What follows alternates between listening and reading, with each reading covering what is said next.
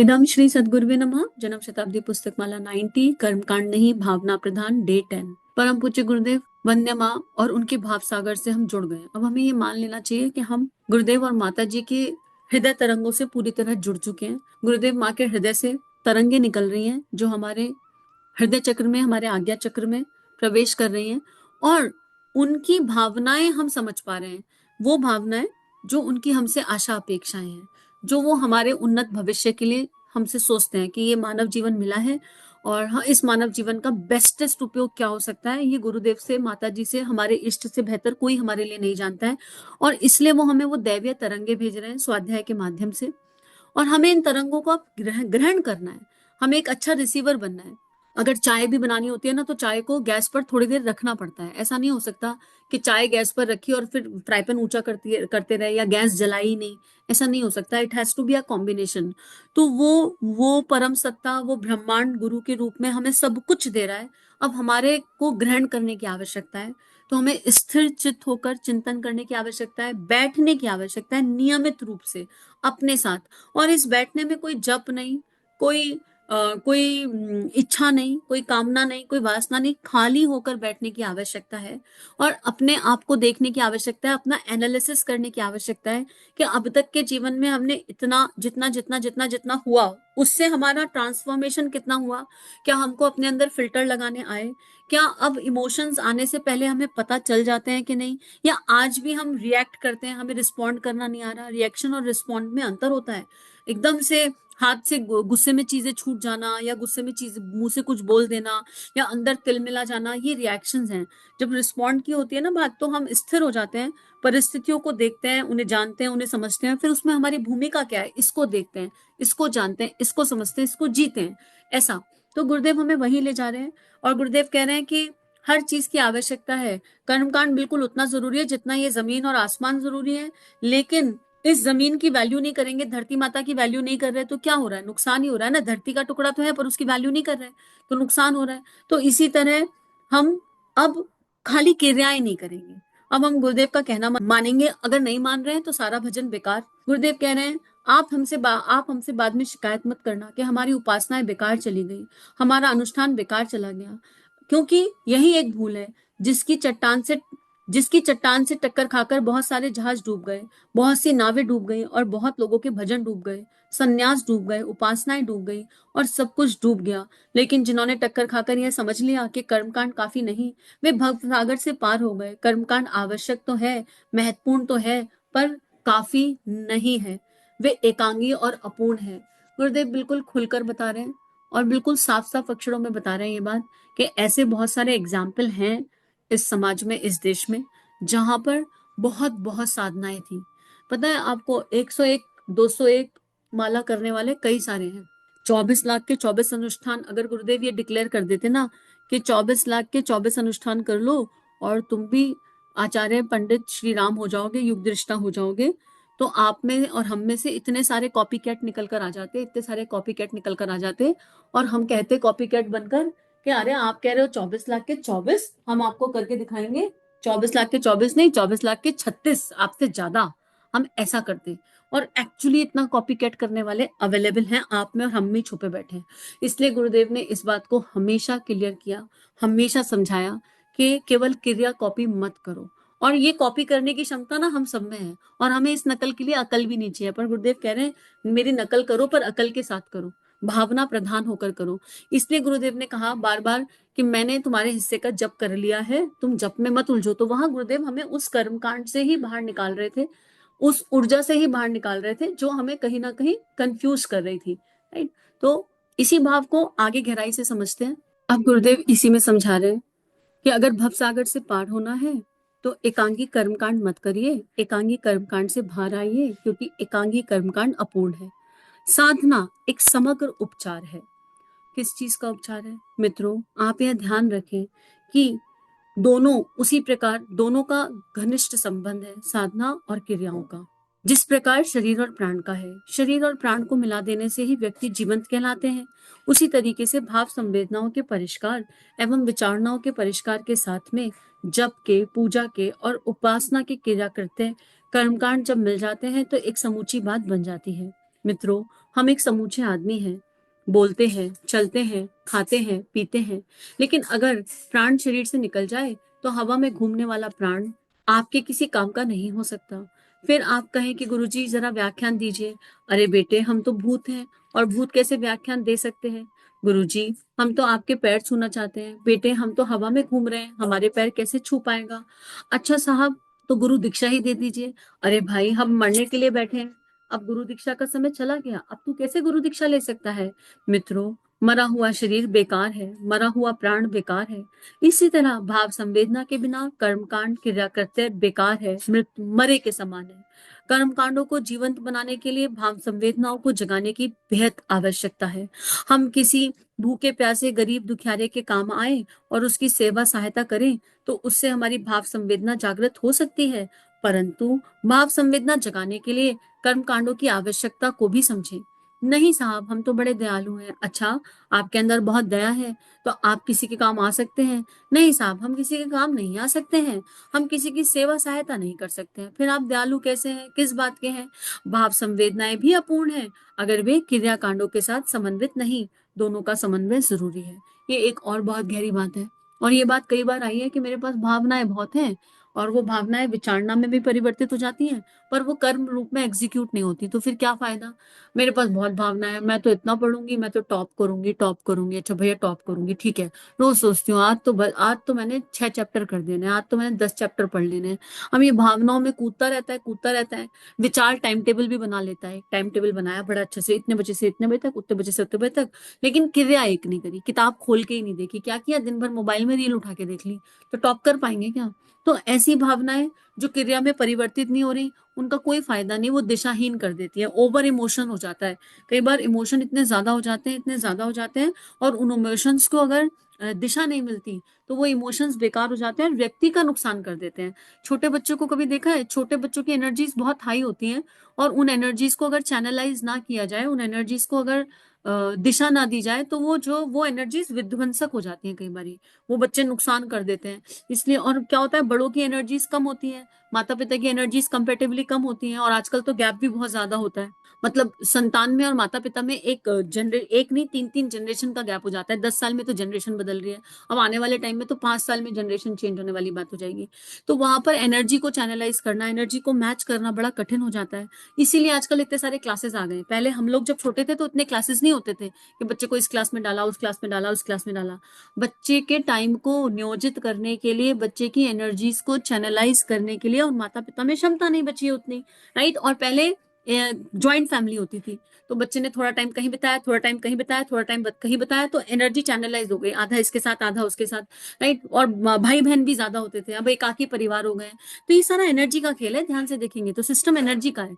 इसलिए आजकल बच्चों को, जहाँ एकाकी फैमिलीज हैं, शहर हो गए हैं, बच्चे अकेले हैं, उनकी एनर्जीज को दिशा देना बहुत जरूरी है। इसलिए उनको क्रिएटिव क्लासेस में डाला जाता है कि अच्छा इस वाले क्लास में चले जाओ। क्या? उनकी उस एनर्जी को क्रिएटिवली एंगेज किया जा रहा है, क्रिएटिवली उनको बिजी रखने का प्रयास किया जा रहा है। जिन बच्चों को क्रिएटिवली बिजी नहीं रखा जाता है, उनके हाथ में मोबाइल आ जा रहा है, या तो उनको मोबाइल दे दो और फिर वो मोबाइल में कुछ कुछ कुछ कुछ करते हैं। और अब ये तो बच्चों की एग्जाम्पल हुई, इससे समझना थोड़ा सरल हो जाता है। मुझे बहुत रिलेट मिल जाता है जब बच्चों की एनर्जी से देखो ना, तो खुद का बचपन याद आ जाता है, और फिर एज अ पेरेंट बच्चे दिखाई देते हैं, फिर जिन बच्चों के साथ डील किया वो दिखाई देते हैं, तो चीजें पिक्चर क्लियर हो जाती है कि गुरुदेव क्या समझाना चाह रहे हैं, क्या बताना चाह रहे हैं। अब अपने आप को देख लीजिए, कई बार हमारे पास भी भावनाओं की एनर्जी बहुत ज्यादा हो जाती है। मतलब हमने बहुत सारा जप कर लिया, बहुत सारे ऐसे लोग मिलते हैं जो खूब जप करते हैं और बहुत इमोशनल होकर जप करते हैं। ये उपासना है, ठीक है, उपासना बहुत अच्छे से चल रही है, लेकिन उस जप से इतनी एनर्जी इकट्ठी हो जाती है अंदर, इतनी एनर्जी इकट्ठी हो जाती है, और उसका मैनिफेस्टेशन नहीं हुआ, उस एनर्जी का उपयोग नहीं हुआ। भगवान से मांग तो लिया, राइट। अगर कोई 1 करोड़ रुपया दे दे और आपके घर में 1 करोड़ रुपया कैश रखा हो, तो रात को नींद आ जाएगी क्या? 1 करोड़ कैश रखा है, रात में नींद आ जाएगी? नींद चली जाएगी, शांति चली जाएगी, कहीं ना कहीं शांति चली जाएगी। किसी की 1 करोड़ में ना जा रही हो तो 2 करोड़ विजुअलाइज कर लो, उस नंबर को विजुअलाइज कर लो जिसमें तुम्हारी शांति चली जाए। पर कहीं ना कहीं एक ऐसा नंबर होगा, जो नंबर घर में रखा हो, और आपको आपको कह दिया जाए ये कैश तुम्हारे घर में रखा और तुम शांति से सो जाओ, नहीं आएगी नींद, राइट। ये तो फिर पदार्थ है। लेकिन ये जप के साथ भी होता है, जब हम बहुत भावनाशील होकर जप करते हैं और वो जप हमारे अंतस में भर जाता है, लेकिन आराधना नहीं होती। इसलिए आराधना बहुत जरूरी है। हमने किसी तरह की कोई आराधना नहीं करी, हमने जप तो कर लिया, हमें पता ही नहीं क्यों कर रहा है। बस कर रहे हैं और बहुत भावना से कर रहे हैं, बहुत भावना से कर रहे हैं, पर ना हमने पंच तत्वों को कंट्रीब्यूट किया, ना हमने आसपास कहीं देखा, ना कोई गुरु कार्य किया, ना कभी अखंड ज्योति बांटने गए, ना गुरु जी की बात किसी को बताई, ना किसी को बताया कि जब करने से ये लाभ होता है, ऐसा बेनिफिट होता है। हम कुछ ऐसा नहीं कर रहे हैं, तो हम ब्लास्ट हो जाते हैं, कई बार एनर्जी से ब्लास्ट हो जाते हैं, इतना अंदर थकान हो जाती है, फिर उल्टी लगती है, मिचली लगती है, सिर में दर्द होने लगता है, फिर कहते हैं गायत्री से ऐसा हो गया, गायत्री से वैसा हो गया, गायत्री ने ऐसा कर दिया, या हमको टेंशन हो गई, या हम इधर चले जाते हैं। तो गुरुदेव एक कॉम्बिनेशन बता रहे हैं, गुरुदेव कॉम्बिनेशन बता रहे हैं कि मेरे पास लिखने की कला है पर मेरे पास पेन नहीं है, तो उस लिखने की कला का कोई मतलब नहीं है, मुझे पेन की भी आवश्यकता है, वो बहुत महत्वपूर्ण है। ऐसे ही खाली जप करने से भी बात नहीं बनेगी, खाली क्रिया करने से भी बात नहीं पड़ेगी, और खाली भावना प्रधान होने से भी बात नहीं पड़ेगी। ये अलाइनमेंट है। शुरू के 3-4 ऑडियो में आपको सुनकर देखिएगा, इसी बुक के हैं शायद, मुझे अच्छे से याद आ रहा है, इसी में बात हुई है। गुरुदेव हमें अलाइनमेंट सिखा रहे हैं, किसका? 7 चक्रों का, 5 शरीरों का, 3 शरीरों का और 5 कोशों का। हम जब अलाइन हो जाते हैं तो आउटपुट बहुत जबरदस्त आते हैं। अलाइनमेंट कहाँ करना पड़ता है? इनपुट डालने के लिए, इनपुट बहुत बेहतर डालना है। अब प्रॉब्लम पता है कहाँ है? एक सिचुएशन ये है कि ये बचपन के फोल्डर होते हैं, अपने अपने बचपन के फोल्डर्स में हमको थोड़ा झांकना पड़ेगा। हमने पहली बार उपासना कब शुरू करी थी वो देखना पड़ेगा। मोस्टली केसेस में पहली बार उपासना या भगवान का नाम हमें आउट ऑफ फियर करवाया गया था, राइट? जैसे अभी थोड़े दिन पहले कहीं गई तो बहुत भीड़ थी, और बच्चा, एक छोटा सा बड़ा प्यारा सा बच्चा था, तेज भाग रहा था, और जब वो भाग रहा था तो पीछे से उसकी मम्मी बोलती है कि मंदिर, हाँ मंदिर ही गए थे, किसी मंदिर ही गए थे। तो उसकी मम्मी बोलती है कि यहाँ पर भगवान जी की बहुत सारी शक्ति है, लेकिन भगवान जी की शक्ति केवल उन्हीं को मिलती है जो मम्मी पापा के साथ चलते हैं। अगर तुम मम्मी पापा से दूर चले जाओगे तो भगवान जी तुमको कोई शक्ति नहीं देंगे, कोई पावर नहीं देंगे। तो वो सुनकर कान में जब वो शब्द पड़े तो इतनी स्माइल आई, और वो बच्चा पलट के पूछ रहा है, हाँ तो फिर आप तो बहुत स्लो चलते हो और मैं तो बहुत फास्ट चलती हूँ, तो फिर मैं कैसे करूँ? क्या भगवान जी मुझे वाकई शक्ति नहीं देंगे? मुझे आपके साथ ही चलना पड़ेगा? और मम्मा वाज लाइक, हाँ तुमको मेरे साथ चलना पड़ेगा अगर तुमको भगवान जी की शक्ति चाहिए। यहाँ तक भी बात सही थी, लेकिन इसके एडिशन क्या हो गया? अगर तुम आगे करे तो भगवान तुमको पनिश करेंगे। अब क्या हुआ?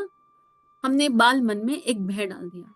हमने भगवान बाल मन को ये बताया गॉड पनिश करते हैं, पर क्या सच्ची में भगवान पनिश करते हैं? वो दयालु, वो कृपालु, वो परमात्मा, वो परम पिता कभी कोई पनिशमेंट दे ही नहीं सकता। तो हमको ये देखना है कि हमने पहली बार कब वो नाम जप, कब वो ईश्वर का नाम, कल वो गायत्री मंत्र लिया। If I remember my childhood, तो कोई इमरजेंसी सिचुएशन आती थी तो ऑटो पायलट मोड पर गायत्री मंत्र निकलने लगता था, और वो भी उच्चारण सही नहीं, ऐसे ओम भूर्भुवस्सुः सवितुर्वरेण्यं भर्गो देवस्य धीमहि धियो यो न प्रचोदयात्, ऐसे बककर निकलता था। यानी वो फ्लाइट मोड नहीं होता कि कोई भी डिफिकल्ट सिचुएशन आई तो सबकॉन्शियस माइंड से गायत्री मंत्र निकल गया। हालांकि उसका लाभ हुआ, लेकिन अब हमको उस वायरिंग को ठीक करना है।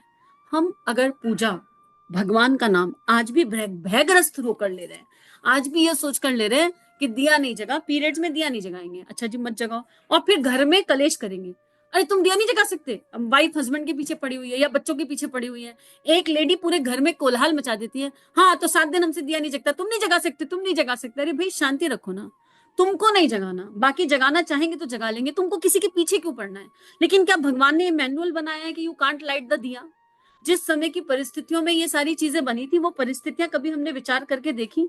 इस टॉपिक पर कई बार बात हो चुकी, बट जब ये बनी थी ना परिस्थितियां, तब मार्केट में कोई कोई फैसिलिटी अवेलेबल नहीं थी। There was no cotton, there was no pads, there was nothing available, right? और इसलिए स्त्रियों को धोबन कह दिया जाता था। क्यों? क्योंकि खाली कपड़ा लगा रहे हैं और वो कपड़ा लीक हो जाता है, बार बार कपड़े गंदे हो जाते हैं, कपड़े धोने पड़ते हैं बार बार, और ऐसे में अनहाइजीनिक हो जाता है, और जल तत्व से दूर रखना, क्योंकि जल से इन्फेक्शन जल्दी फैलता है, इसलिए एक कमरे में रखने की बात थी। और कैसे उससे घर का काम कराएंगे जब पता है हर 2 घंटे में तो कपड़े खराब हो जाएंगे?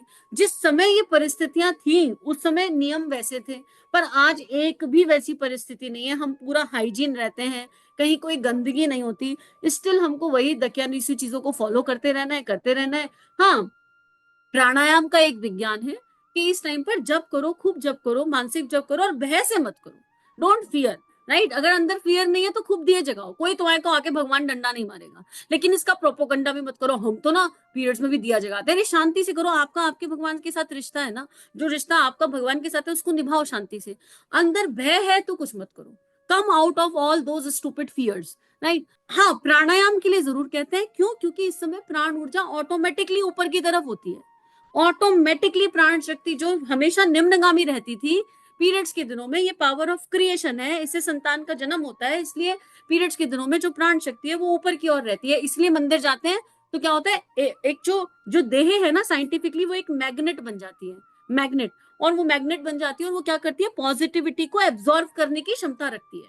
जितनी भी ब्रह्मांड में पॉजिटिविटी है उसको एब्जॉर्व करने की क्षमता रखती है। तो इसीलिए कहते हैं कि मंदिर मत जाओ, क्योंकि क्या होता है, हमारी क्षमता तो है नहीं। अब मान लो इस समय में एक मैग्नेट बन गई, पीरियड्स के टाइम में एक देह एक मैग्नेट बन गई जिसकी कैपेसिटी है 500 किलोवाट एनर्जी को एब्जॉर्व करने की, ठीक है, उस समय वो 500 किलोवाट एब्जॉर्व कर सकती है, पर देह की क्षमता नहीं है। हमारे चक्र, हमारे कोष, जो भी अंदर सिस्टम है उसकी कैपेसिटी 200 ही थी, क्योंकि जीवन वैसे ही जी रहे थे। इसलिए जब मंदिर वगैरह जाते हैं तो लोग कहते हैं मंदिर मत जाओ, क्योंकि वहां जाओगे तो वहां इतनी एनर्जी है, इतनी एनर्जी, और आप मैग्नेट हो, सब कुछ खींच लोगे, पचाने की क्षमता नहीं है। इसलिए अवॉइड करने के लिए कहा जाता है कि don't go to temples, don't go to, क्योंकि we don't have those capacities, right. लेकिन जितना मानसिक जाप इस समय में किया जाए, जितना भगवान का चिंतन किया जाए, उतना बेनिफिट है, क्योंकि प्राण शक्ति ऊपर की ओर है। ये बिल्कुल पूर्णिमा और चंद्रमा अमावस्या की वाला खेल है। पूर्णिमा पर जो आपका सतोगुण ज्यादा होता है ना, जिस गुण में आप जी रहे होते हैं वो बढ़ जाता है, और यही अमावस्या में होता है। ऐसे ही पीरियड्स के टाइम पर तो ज्यादा चैंटिंग करना चाहिए, जितना कर सकते हो उतना करना चाहिए, पर फियर से नहीं करना चाहिए, और शोर शराबे के साथ नहीं करना चाहिए, और किसी को बताने की भी आवश्यकता नहीं आपके अंदर क्या चल रहा है। प्राणायाम इसलिए अवॉइड करना चाहिए क्योंकि ऑलरेडी प्राण ऊपर जा रहा है, लेकिन सांस सांस से नाम जब चलेगा तब क्या करोगे, ना खाना छोड़ते ना पीना छोड़ते, दखन उसी चीजों में अटके रहते हैं। तो गुरुदेव हमें बहुत हाई लेवल पर भावनाओं के परिष्कार की बात बता रहे हैं, बहुत हाई लेवल पर, राइट। ऐसे में माँ आनंदमयी को सुनकर देखिए, कभी माँ आनंदमयी भी एक नारी थी, क्या उन्होंने भगवान का नाम लेना छोड़ दिया होगा? वो उनके लिए कहा जाता है व्यक्ति शून्य चेतना, राइट। क्या उनको पीरियड्स नहीं आते होंगे? क्या उन्होंने भगवान का नाम लेना छोड़ दिया होगा? क्या मीरा जी को कभी पीरियड्स नहीं आए होंगे? मीरा जी ने अपने गिरधर की सेवा करनी छोड़ दी होगी? क्या मीरा ने गिरधर को प्रसाद ना लगाया होगा 3 दिन? मीरा जी की जब जीवनी पढ़ो तो उसमें आता है कि 5 साल की उम्र में माँ मीरा को समाधि लग गई और वो छत पर चिपक गई जाकर, ठीक है, मीरा चरित्र बुक में आता है। अब वो क्या हुआ, समाधि लगी और 4 दिन बाद वो होश में आई। 4 दिन बाद होश में आकर उनको ये निर्णय लेना था, 5 साल की थी वो, कि अब उनको भक्ति योग की तरफ जाना है, कि ये समाधि वाला ज्ञान योग। उनकी आंख खुलते ही शी स्टार्टेड क्राइंग कि 4 दिन से मेरे मोहन ने कुछ खाया नहीं, मेरे गिरधर ने 4 दिन से कुछ खाया नहीं, मुझे ये सब नहीं चाहिए समाधि वमाधि, I am happy with my Girdhar, I am happy with my Keshav. And she started crying, उन्होंने गले लगाया मोहन को उस अवस्था से बाहर आकर। तो फिर बताना, क्या उन्होंने जीवन नहीं जिया होगा? क्या शबरी ने नाम नाम लेना छोड़ दिया होगा? तो थोड़ा सा हमें विवेक से, भावनाओं से विचार करने की आवश्यकता है, और ये पूछने की आवश्यकता है कि ये प्रश्न आते कहाँ से हैं। इतना गुरुदेव को जानने के बाद, सुनने के बाद, महाकाल को इतना पढ़ने के बाद भी अगर हम इन प्रश्नों में उलझे हुए हैं तो भावना कहाँ है? भय ही रह गया है। भय से ईश्वर नहीं मिल सकता, ठीक है, भय बिन प्रीति नहीं होती, पर उतनी प्रीति तो गुरुदेव ने करा दी। अब तो प्रेम और भय साथ साथ नहीं चल सकते हैं। तो आइए अपना आकलन करें, अपने भीतर गहरा उतरें, और गहरा, कितना गहरा? जितना गहरा गुरुदेव हमें ले जाना चाहते हैं उतना गहरा, ताकि हम गुरुदेव के यंत्र बन सके। ये सब सारी कहानी है इसलिए कि गुरुदेव को अब यंत्रों की आवश्यकता है, और वैसे उन्हें किसी चीज की आवश्यकता नहीं है, वो पलक झपकाएंगे और सब कुछ हो जाएगा। लेकिन वो हमारा विकास चाहते हैं, वो माता पिता है ना, वो चाहते हैं कि हम बच्चों का विकास हो जाए, और विकास कौशल स्तर पर, भावनाओं के स्तर पर। तो आइए गुरु सानिध्य में गुरुदेव को नतमस्तक हो जाएं, और बस एक ही प्रार्थना करें कि गुरुदेव जो आप चाहते हैं, माँ जो आप चाहते हैं, वो अपनी इन देहों से करा लीजिए। इदम श्री सद्गुरुवे नमः। सभी ध्यान रखिए अपना, और नियमित ध्यान करते रहिए। 21वीं सदी उज्जवल भविष्य, जन जन में देवत्व का जागरण, आत्म सुधार समाज की सबसे बड़ी सेवा, अपना दीपक आप बनो। जी हाँ, ये सारी बातें हमें सिखाई आचार्य पंडित श्री राम शर्मा ने। परम पूज्य गुरुदेव की लेखनी ने इस जीवन को एक नई राह दी, आनंद दिया, और अब उनकी लेखनी को जन जन तक ले जाना, यही मात्र एक उद्देश्य है। इसमें आपकी सहायता की आवश्यकता। आइए इस लेखनी को विश्वव्यापी बनाएं, जन जन तक इसको लेकर जाएं। चैनल को लाइक कीजिए, सब्सक्राइब कीजिए और सभी से शेयर कीजिए। इदम श्री सद्गुरुवे नमः।